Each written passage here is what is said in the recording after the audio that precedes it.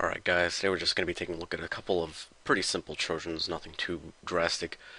And should be two videos out today, so be on the lookout for the second one after this one.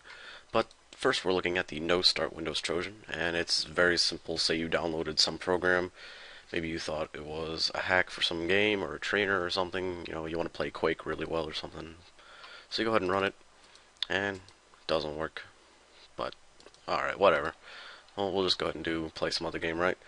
But what it does is replace the start button, if you noticed, with a drawn over image, and when we press it, it eliminates the screen, and no input can be received.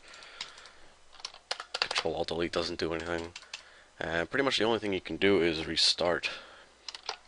So if you were working on something, you would have lost your unsaved data, because you wouldn't be able to save. And we're good to go.